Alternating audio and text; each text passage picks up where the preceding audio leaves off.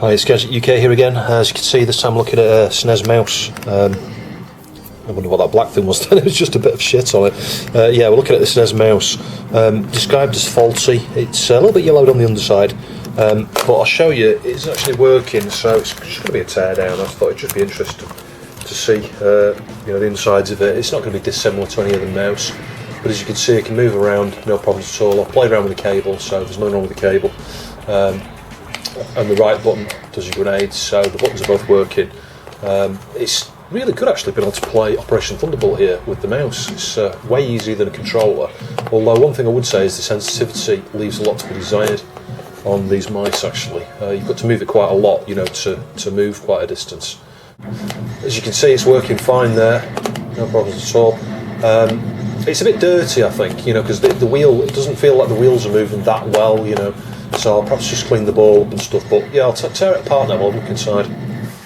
So it looks like it's just these two Phillips screws here. I've been after one of these for quite a while actually. They tend to be a bit overpriced. I mean, they're not too bad, probably 15-20 quidish for one with a pad and stuff, in good condition. But yeah, I've always been looking, everything I buy is faulty. This was only, I think it was £4, which wasn't bad actually. Let's take the ball out.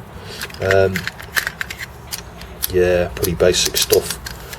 Seriously basic stuff actually. I don't think there's any logic on here unless there's something on the underside, but you've got a couple of buttons.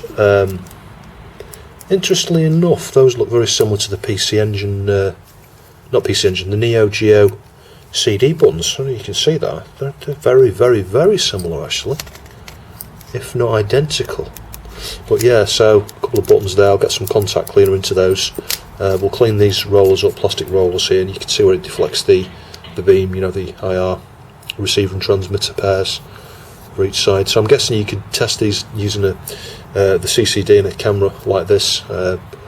If you move this while it's powered up, you can probably see those. I might do that in a minute just to show you actually. You've probably seen it before if you've seen the C64 mouse and Amiga mouse videos I've done.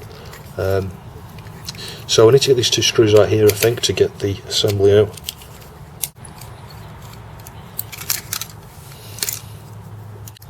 Just noticed actually as I took this to pieces here, there's a bit broken off there. That's so that could be why it was described as faulty, just off there. So I can glue that back on there. It's not a problem. Yeah, that should be all right.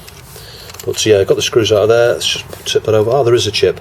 I thought there must be one there because there's probably not enough wires going through this, as you can see there, to both axes and stuff. It has to be encoded in some way, multiplexed. Yeah, you can see part number on that. Yeah, it's a Nintendo chip, obviously. But yeah, a little else really. What's that there? Resistor. Yeah, an SMD resistor. A few resistors here as well on the sides of the transmitters and receivers. Solder points are looking alright I think.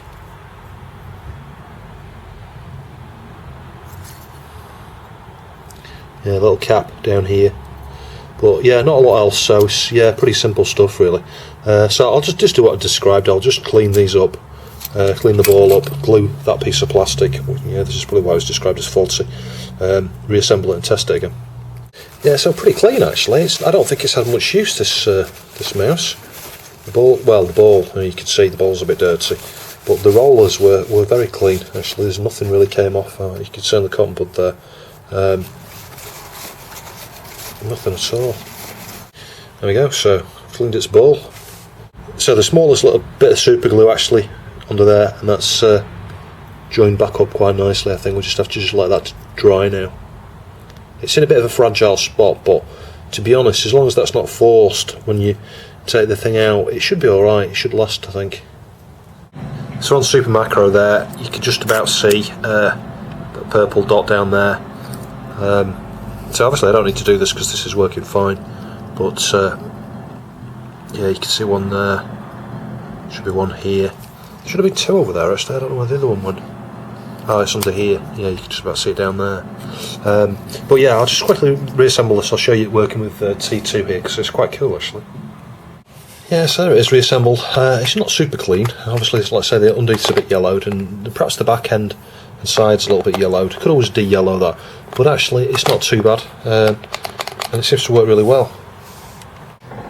So just showing you this working the T2 arcade here, you can see it's working fine. Previously I'd given this game a sort of a pass really, just because it was a bit hard with normal controller, but the mouse is, yeah, it's much more playable, it really is. And the nice thing is I can have this in port 1 and then just put another pad in port 2, and the SD to SNES works fine with the menu, so I can just leave the mouse connected all the time when I'm playing these games. It seems to work well that way. So it seems like it's designed to be plugged into the Player 2 port rather than the Player 1 port, although I'm sure it probably works in the Player 1 port. There's a good 50 or so games you can play using the mouse on the SNES. Things like Eye of the Beholder, Populous, Cannon Fodder. Although I've got to find the ROM for that. I think I've got the ROM somewhere, just not sure it's called something else on the Japanese market. But yeah, anyway, hopefully you found those few things interesting. Thanks for watching, I'll see you soon.